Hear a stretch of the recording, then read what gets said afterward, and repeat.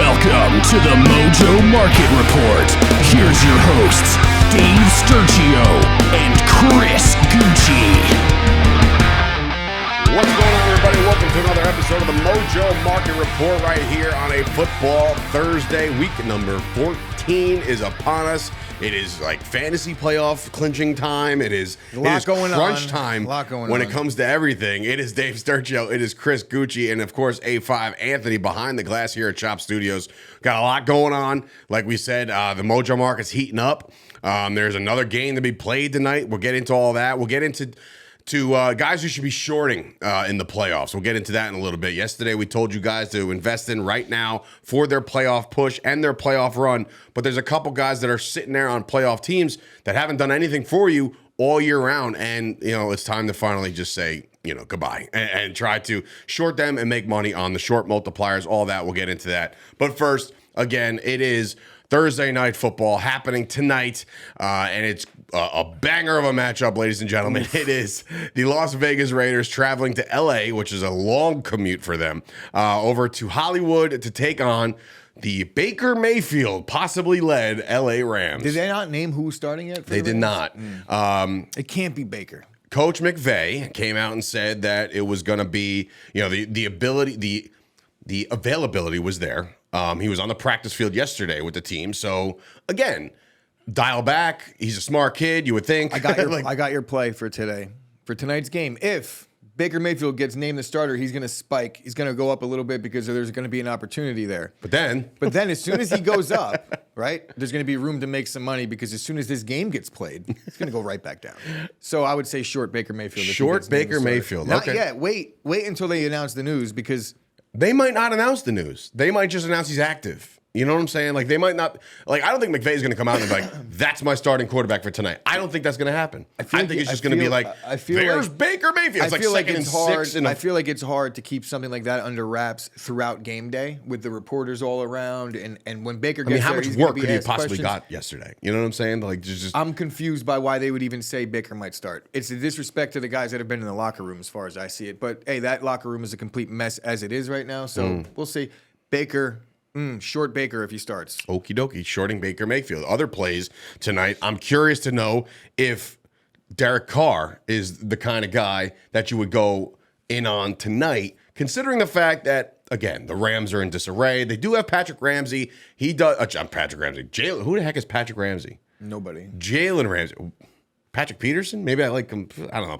Jalen Ramsey's over there. I don't know why. Like, that one threw me off even for a loop. But Jalen Ramsey's over there. Yes, phenomenal corner. Yeah, I don't know if he travels or not with a Devontae Adams of sorts, but maybe a big day for a Mac Hollins. Maybe a big day for Foster Moreau. He's not following Devontae. No, right? He stays on one side of the field. Yeah. So you will see some, like, opportunity for a guy like Derek to stretch the field a little bit. Yeah, I mean, the Rams haven't been stopping the pass at all this year, so whether Jalen Ramsey is there or not, they don't get any pressure on the quarterback. I feel like the Raiders are a decent play across the board in this one. Devontae's been doing well this year, all things considered. Josh Jacobs been doing well. Derek Carr, not so much, but I will say this. Down the stretch, when the Raiders' season was written off by everybody, we were talking about them as a top 2 pick. Couple weeks back, they rattled off some wins. There's some fight in this team. Walk-off wins, emotional wins. Overtime wins where they had to dig deep a little bit. So, you want to give credit where it's due. As bad as their season has been, this team is playing hard down the stretch when they don't have many wins. So, for that reason, I don't see the same thing out of the Rams. And I'm going to give my flowers now to Josh McDaniels because it's about the only time that I can. Just going to ask you if they're finally buying into this. I wouldn't say that they're buying in. Staff. I would say that there's good leadership on this team, and I don't really I think that it was one of the worst moves you could do as a starting quarterback in the NFL is to go up on stage and cry. But since you're hung up on that. I'm not hung up on it. Hear me out. I call it emotion. I call it passion. Fine, that's fine. I thought it was a bad look. But it's not up to me to decide what that means because the team has responded. What's their record since the cry game? I don't know. I don't think they've lost. But I know that they've won 2 overtime games. I don't think they've lost. I don't know what they've lost. But yeah. Keep on crying, Derek. I would imagine that. Gun to my head, the Raiders have lost since then. I don't know, because man. they lose. They tend to lose. Well aware that they've lost. They lost a plethora of games in the beginning of the season, but now you're playing some inspired football. You're playing for each other. I don't know. Jacobs is definitely a big play tonight. I think he's going to have another great game. He's been back in practice. I know he's been limited a little bit, but that's standard for a guy on a week contract. 14. On a contract in week 14 playing for a bad team. Here's a short play real quick before we get into the shorter plays for the playoff run. All of the receivers on the Rams, like who on earth is going to catch ball? Van Jefferson, Tutu Atwell, you know what I mean? Yes, Tyler Higbee is a pass catcher. The reason why maybe you short Higbee because I feel like he's the only one coming in with any slight expectation in this game, but because of the way the market's going to expect these receivers to perform with Baker Mayfield, if it is Baker Mayfield, and if it's not, whoever else, is it John Wolford, right? Whoever else. I thought he was hurt too. Whoever else the quarterback is going to be in this game, there's not going to be an expectation out of any of these young receivers, and all they have to do is maybe catch 4 and a touchdown for them to go up. So I'm not going to short any Rams receivers based on the fact that I don't think that if they play bad, the market's going to respond. Because there should be no expectation out of it. Do you think the market will be even watching this game? The market is going to take tonight off, probably. No, there's a lot of offense on the Raiders. So, yeah. Well, look, get interested. It is a way to be interested in this game, to watch the players you invest in. So do that right now. Download the app. Do all that stuff. Refer friends. I know there's a referral program going on right now. For everybody you refer, you get money in your stock. So just do it. It's a great gift that keeps on giving. It's Christmas time. It's time to give it. Even if you're celebrating Hanukkah, you could do it for 8 crazy nights in a row. Just keep referring people over and over again.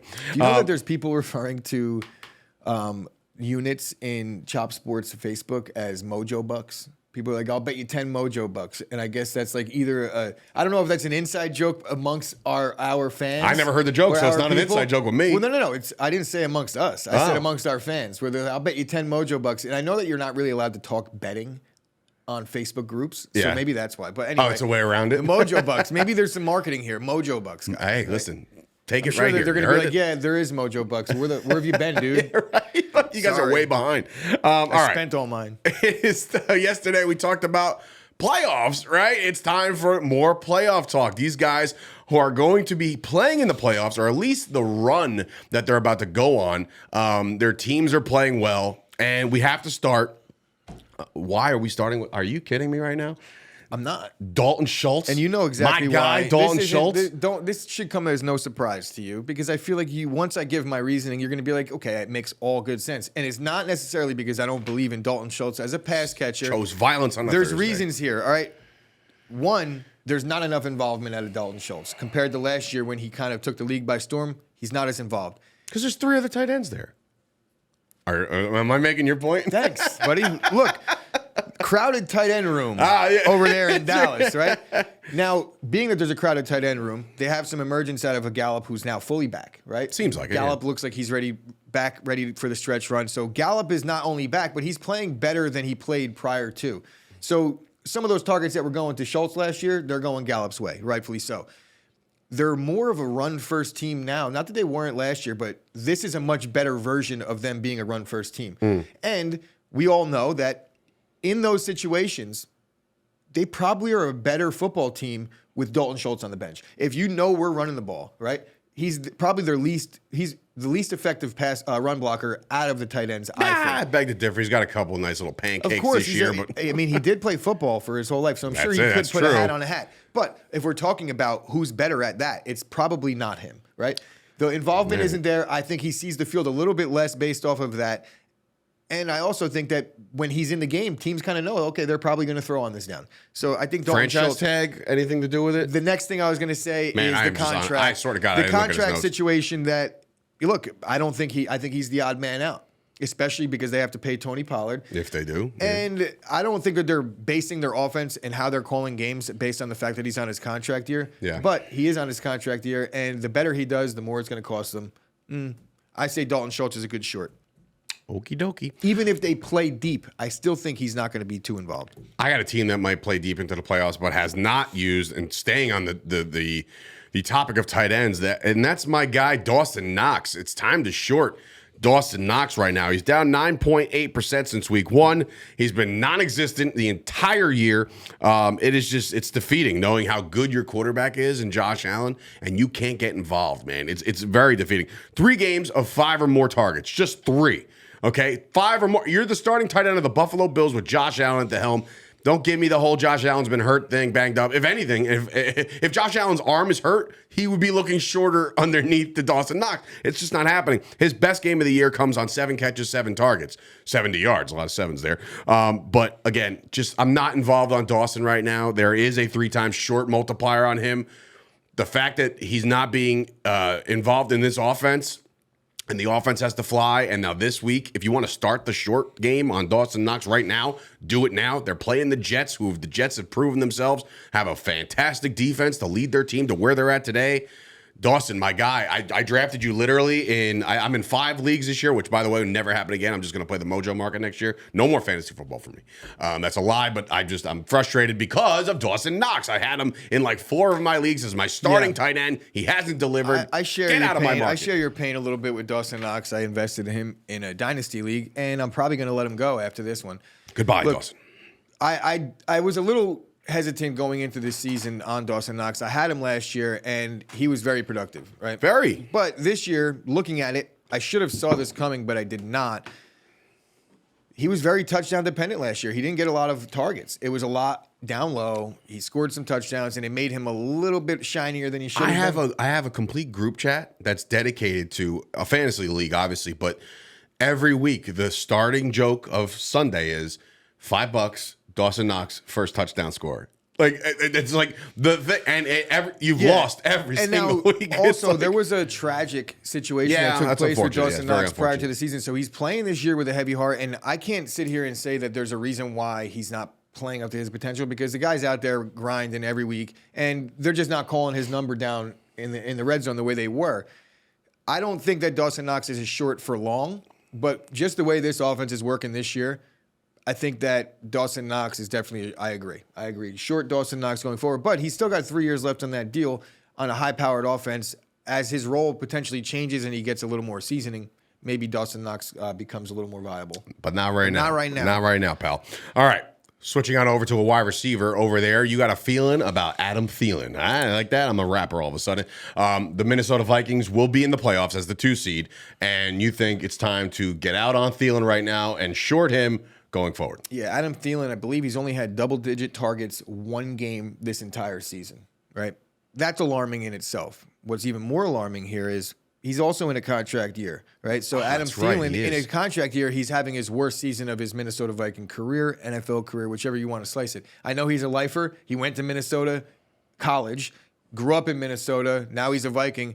Going to be interesting to see if he ends up somewhere else. I can't see him in an increased role on another team. You know, he gets added as a piece, but he's been there forever. He has a rapport with Kirk Cousins. He has the best number 1 receiver in football playing opposite side of him. Jay Jetta. It's all tailor-made for him to succeed this year. I can't see him signing with another team next year and having a good year. So that's the long game that I'm talking about. But then in terms of this season, in the short game, they traded for T.J. Hockenson. Mm-hmm. Since they made the T.J. Hockenson trade, T.J. Hockenson has significantly more targets than Adam Thielen. That's 10 more targets. So he's now the 3rd man in order in terms of target share. And as we've gotten deeper into the season, I feel like T.J. Hockenson has kind of kept that steady pace, and Thielen is very inconsistent with his target share.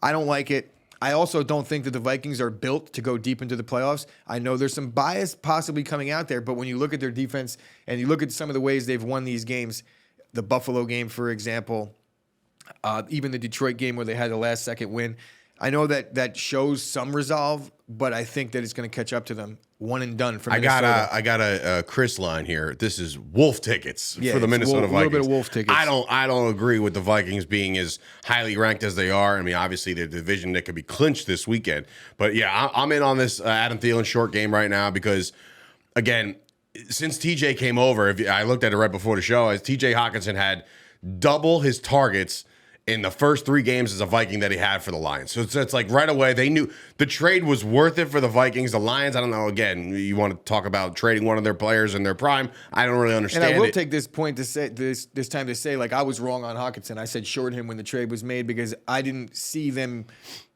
having any more targets than Irv Smith. That's not true. He has true at all. More, definitely. So guess what? I'm going with another tight end in the AFC. I'm going with my guy Mike Gesecki, New Jersey's own Mike Gesecki. Listen, they have an air raid offense all of a sudden, right? They have Tua throwing the ball to Hill, to Waddle, to Sherfield to guys you haven't heard of in your life, and they're not throwing to Mike Gesecki. Gesecki's had 5 or more targets, or hasn't had 5 or more targets since week number 7. Okay, so that's a big deal. They're not even looking his way. He has scored 4 touchdowns, but in that, his stock drops immediately because of the awful gritty that he does. So therefore, I hope his mojo stock. Did you see John Heyman's stock dropped yesterday, by the way? Did you see that tweet put out by Mojo? No. John Heyman's stock plummeted, and we all know why. But anyway, I had to throw that in. It was a fantastic tweet by Mojo. But again, Gesecki is down. Ready for this? 41% since the beginning of this season. So his season is just not, and he's also playing on the tag. So again, a guy like, what kind of market is there for Gesecki when the Dolphins ultimately say, hey man, thanks for everything? I don't see him staying in Miami, but anywhere he goes, I can't get confident. Like let's just say, for instance, I'm a Cowboys guy, right? And Schultz walks, and the other guys just never came on. If you told me and you woke me up one morning like, hey, Cowboys signed Mike Gesecki, I'm like, great. Oh, shut up. You'd be all over that. Would I get his jersey? Probably. Yes, you would. But no, I can't get excited about Mike Gesecki, and it's unfortunate considering how good the Dolphins have played this year. I hope to God he signs so I could clip this scene right here when Dave. They're not going to add another tight end if they lose Schultz. They got 3. They're good. It's all set over there. Gesecki, get out of here. I'm sorry, down. Oh, yeah, I said 41. He's got a 3-time shorty on him. A shorty. I said that the other day in my head. I'm going to start going short shorties. Like, not like that, but like, I don't think anybody took it that way, Dave. Okay, I'm the only one who did then. All right, that's fine. 3-time shorty on this guy. Do that. Mike Gesecki is on this list, unfortunately. And I feel like the Dolphins can make some kind of a run. It's just, there's nothing to do with him. Yeah, the system doesn't fit Mike Gesecki's play. Very similar situation to what I feel about your boy Dalton Schultz. Is that, I don't know why. is that they don't really like to use the tight end, especially in this version of the offense, and he's not really that great of a blocker. And I think that's what McDaniels is looking for out of his tight end. So, yeah, I think he's done. Okie dokie. You're going over there and grabbing yourself no, this is a receiver. We're going to go with the receiver here. And this is Mike Evans, okay? Now, the Tampa Bay Buccaneers are sitting there at 6-6. They are right now the leaders of the NFC South. All signs are pointing to the fact that they will win the South, giving them a home game in the playoffs, but you're still shorting Mike Evans. Why? Well, Mike Evans is on a down spin in his career right now.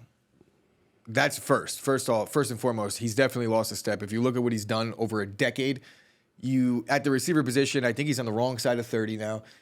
He was never really the most athletic type. He used his size and route running and great hands, being able to have a huge catch radius, things like that. But he always had at least some athletic ability. I think that's kind of going away a little bit now. Okay. And more so than the fact that Evans is kind of losing a step, I think it's Chris Godwin is officially taken over as the clear-cut number 1 in Tampa right now. 80 targets since week 6 for Godwin, only 60 targets since week 6 for Mike Evans. Wow, 60 20 targets, more? 20 more. So it's not like 60 targets is nothing to scoff at. That's a decent involvement, but comparatively to what the expectations have been, and then I'll even do you one better. Mike Evans has 0 touchdowns since week 4. Really? Yeah. So 0 touchdowns since week 4. The Tampa Bay offense, it pretty much at least Tampa Bay offense hasn't been anything this year, and most of the time that they score their points, it's in the final 3 minutes of football games. So if you could maybe hold out hope for 57 minutes that Mike Evans has his 6 catches for 33 yards, that game winner will be to Mike Evans. It hasn't been so far. It's been Cade Otton and Rachaad White, right? So these guys, Brady's not the type, especially in crunch time, to favor one guy. He's spreading it around. I don't think Mike Evans is the play anymore. I'm not sure about his contract, but it's clear to me that Godwin is the guy in Tampa. But Godwin might be on a 1-year deal. He is. So we'll see. Interesting. Yeah, I think they pay Godwin. You think Mike Evans, how would you say his deal was? I'm not sure what his contract says, but I know that they better keep Godwin in town because Mike Evans is no longer a wide receiver 1. Mike Evans, free agency in 2024. So he has 1 year left. The cap number Jesus. Ready for this? The cap number in 2023 is $23 million, but there's no guarantees. It might be his last year. So Mike Evans is definitely a candidate to be cut. If Brady comes back, I say Evans comes back. If Brady retires, because there's going to be stipulations coming with Brady returning. If Brady comes back and he's a buck, then it's going to be on the strength of you're keeping Mike Evans and we're going to give this another shot. If Brady retires, I could definitely see Mike Evans being released. Yeah. I mean, right now, he's almost 5% of their entire salary cap. So it's like, it definitely, he takes up a nice piece of pie, as Jerry Jones would say. All right. Moving on over to somebody that I am Receivers on the wrong side of 30 don't typically end up somewhere new and succeed. There's not many cases like a Devontae. Very true. Well, is he over 30, Devontae? Yeah, he's been around. He's been. Yeah. All right. Clyde Edwards-Helaire, Mr. CEH himself. I'm out on you, buddy. And look, you're down a whole bunch. He's forgotten about. He's completely forgotten about in Kansas City. They're about to go on a run here. I think the Kansas City Chiefs are about to go on a run, and it's not going to involve Mr. Edwards-Helaire. Pacheco has emerged. He's the number one guy. He's the bell cow now. You sprinkle in McKinnon on a passing down here and there. Clyde Edwards-Helaire has been completely forgotten about. He hasn't had double-digit attempts since week 4. So it's been 10 weeks since we've seen this guy get the ball in the majority of the time. And there's still somebody looming. So now you got Melvin Gordon over there. Melvin Gordon is looming for that goal line work. Clyde Edwards-Helaire, I agree with you 100%. He's undersized for a running back. He's definitely not an in-between-the-tackle guy. No. He doesn't really offer much in the way of receiving out of the backfield. Why not on special teams? But he's down 27% He's since like week a 1. poor man's Devontae Freeman. We all know how long Devontae Freeman was good, though. So was blocks. Like so that was, dude was a monster. So was Clyde Edwards-Helaire for about a week. And, look at Devontae Freeman was good. Yeah. Okay, check. I mean, Freeman was good. Check his number. Guy, look. Devontae Freeman from Atlanta? I would say he's a disappointment. His career was a disappointment. 100%. He may have had a good year. But, yeah, overall, what is Devontae Freeman? He's like 26. He's out of the league. How good could he have been? 38 touchdowns in 98 games. Come on now. There was probably all 1 year. Yeah, maybe. No, yeah, his best year was with the Atlanta Falcons with 11. Back-to-back years with 11 touchdowns with Atlanta. Okay, Clyde Edwards-Helaire. I didn't say he's a better version of Devontae Freeman. I said he's a poor man's Devontae Freeman. And I don't think Devontae Freeman lived up to his expectations at the point that we saw him scoring 11 and Devontae 11. Freeman, New York Giants legend. He was there for about a cup of coffee. All right, so Edwards-Helaire, I'm sorry to say, buddy. You found yourself on a bunch of my fantasy teams over the last 2 years, but in the Mojo market, you are on my short list, my friend. I'm going to make money because you're not going to get in the game. Truth be told, that's it.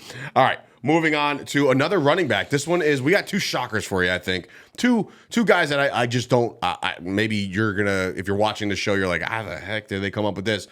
This next one for you is a Philadelphia Eagle, which, again, all signs point to 1 seed Eagles. Home game, possible NFC title game, possible Super Bowl, who knows? But it's Miles Sanders. You're shorting Miles Sanders right now. Yeah, this is a tough one for me. And, I've gone on record and said, I have a hard time gauging the running back position a little bit in the Mojo market. And it's the one that I struggle with the most. But in the spirit of choosing a running back here, because I want to pick a guy from almost every position if possible, I feel like out of the playoff teams, you're looking at what Miles Sanders has done, and he's had a solid season, but there's one thing that's severely lacking, right? And it's not the touchdowns, which I would expect with Jalen Hurts scoring as much, but that Philly offense is very high-powered. I think what's happening here is that we expected Miles Sanders to catch the ball a little bit out of the backfield. I feel like that's a little bit of what you see when you look at a Miles Sanders. I'm like, oh, he's got that. He's like almost like a Tiki Barber mold. It's actually been quite the opposite. They're using him a lot more in between tackles, which I don't think is his game. Mm-hmm. And he has like a decent amount of yards and he has a decent amount of attempts and he actually has a decent touchdown total, but his yards per carry isn't great for a team that's as high powered as them. They should be ripping off maybe a little bit longer of a run. But really, here's where it gets me. He has 9 targets in his last 6 games. Oh, so he's not catching any balls. He's not getting any looks at all out of the backfield. And I think that's hurting a little bit. And because there's so many weapons on Philly, and Miles Only one ball to go around. Miles Sanders is basically having somewhat of a decent season, and it's still not responding in the market. I don't think Miles Sanders is going to do much better than he's done this year for him to go up. It's almost like, what do you got to do? You know what I mean? And if we're really being honest, for future endeavors in the Mojo market, say past this season, every single running back that was mentioned at the deadline that was available for trade, the Eagles were involved in. That's a very telltale sign. Do the Eagles believe in him? Maybe they're just looking at this roster and saying you can never have too many running backs. But I think Gainwell's good. I was going to say Gainwell's cut in A little bit, nothing crazy. I feel like there's a little bit of apprehension from the front office of whether they think that Miles Sanders is officially the guy or not, based on all the rumors. So we'll see. I don't know if Miles Sanders is going to do enough, so I'm going to short him. Shorting Miles Sanders of the Philadelphia Eagles. He's my least favorite guy to short out of the guys that I've been bringing in. All right, I'm bringing in somebody with a team that's yes, very fair. The team that's rolling right now are the Cincinnati Bengals. We talked about Joey B yesterday, which, by the way, caught some steam over on the old socials.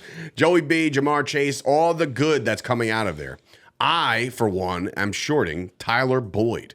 Tyler Boyd had all this expectation when Jamar Chase went down to fill in that role. Remember, Tyler Boyd is the OG over there in Cincinnati. Before there was Chase, before there was Higgins, there was Tyler Boyd. And when Boyd was there was another receiver and another receiver and another receiver. He's always that number 2, number 3 guy, never looked at as a number 1, and now he's completely fallen off the face of the earth. I think he's not down for the year. He's not. I'll preface it, but that. If you look for it, for the year stretch from week 1 to week 12, he's not down. But this deeper run, what I've seen him, he hasn't scored a touchdown since week 8. All right, so he's not being looked at in the red zone or long plays or anything like that out of Joe Burrow in this offense. He's not even a target option at this point.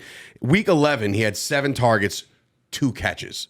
There is some confidence lost, I feel, with Tyler Boyd. And again, he's down on certain weeks. He's just not checked out. He's not checked into this offense. Everything else is working, clicking. Things are moving. And I just don't see Tyler Boyd as part of this. I just don't.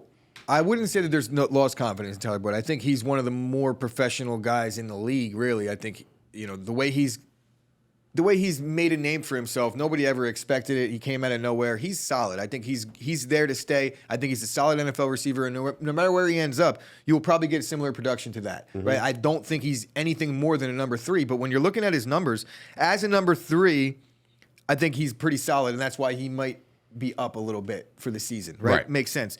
But the thing that I agree with you on is that since I would say halfway point where it was like we didn't think Tyler Boyd was going to get any involvement because they have Jamar Chase and they had T. Higgins, right? In the beginning of the year, I feel like Jamar Chase was being double teamed by everybody, and Tyler Boyd was able to kind of carve out a nice little role for himself. Then Jamar Chase goes down, and you're like, oh, well, they have Tyler Boyd to step up. Thank goodness. Thank God, right? Yeah. Well, Tyler Boyd's numbers actually got worse when Jamar Chase was out. That's my alarming part now, of this. Jamar Chase is back. You'd be like, okay, back to normal. Maybe he'll get his involvement. And yes, he might, but it's going to be few and far between. It's going to be splash plays like it always has been. I think that consistency-wise, you're right. He's not there enough. Listen, if you're watching a Bengals game and there's a 3rd and 12 and there's a lace over the middle, it's Tyler Boyd. He catches the ball first down, Bengals, and then he's forgotten. I might push back a little bit on this one because I believe that the Bengals are going to make a deep run. I think that's the moxie of this team. From what we've seen. And there's going to be some opportunities for him to cash in on that. He's going to win Super Bowl But there's MVP. also some opportunity there for him to, have a goose egg or only have 2 targets in those games as well. So very true. I'm not going to short him. No offense. But I see where you're coming from with it. I'm just tired of him not doing the last 4 weeks. What got me was the Chase miss, like the missing time for Chase, and him not jumping up and going crazy. This is the time where the guys like Tyler Boyd, where it's like, oh, when there's expectations, he maybe falls flat, but he's really good in the underdog role. Well, we're all about mojo so if expectations. He's watching this right now, folks. Tyler. If you're watching, make Dave eat his words. All right, I'm gonna eat my words. Eat them. All right. That's it. That is our short list for our playoff run again. For now, yeah. We'll probably revisit this. Change. Definitely revisit this as we get closer to the playoffs. Week 14, there's some clinching scenarios for a couple teams. It's going to be interesting. 2 teams that don't have a clinching scenario tonight are the Raiders and the Rams, and they get it started over on Week 14 on Thursday Night Football on Amazon Prime with Al Michaels and what's the college guy again? Kirk Herbstreit. They're okay. You don't like it? I love Al Michaels. You don't like Kirk? You could do it. Kirk's do without hammered. Kirk? Huh? Hammered. Did you see that thing about Joe? I got to show you this. Oh, they're drunk. Oh, Joe Buck and Troy Aikman? Hammered. Tequila shots. That's a known thing. He come in, drop break. I'm like, what the hell? Is he okay? And I love Joe Buck. I know there's not the masses. I've come around. I've come around on him significantly. But like the masses are like, oh, Joe Buck. I've watched many Yankee playoff. You always feel like Joe Buck celebrated. It's because he does so many neutral games. Like he's the Fox game of the week when it comes to, well, not anymore, he's ESPN, but he was like the guy who had to call it biased. But if your team was on Fox game of the week, you felt like he was rooting against I think him. that I've never liked Joe Buck until I started talking on the internet. And then I started to realize Now that you Joe feel it. Buck's talented. Yeah, now This you is not feel easy. for him. Yeah. Do us a favor. Follow Mojo on the social medias, okay? You can do that. Instagram, Twitter, and TikTok at Mojo. And, of course, join the Discord. The conversation keeps on going 24 hours a day over on Discord/Mojo, M-O-J-O. It's very easy to find us there. And, of course, if you're going to start dabbling in this Mojo market, please do it responsibly, okay? We don't want you to lose your complete mortgage or anything like that, but we do want you to pay for a Just vacation half or of two. it. Just lose half of Just it. half your mortgage. Sublease that And when I thing. say lose, we mean win. Yeah, obviously, that's what we're here for. We're here to market and give our expectations beyond the expectations of the expectations. So for Dave Sturchio and Chris Gueci, and of course, A5 behind the glass here at Chop Studios, this has been another episode of the Mojo Market Report. Try your very best to enjoy Thursday Night Football tonight. Maybe we see some Baker, and maybe you should short him. Good night, everybody. Good morning. Good morning.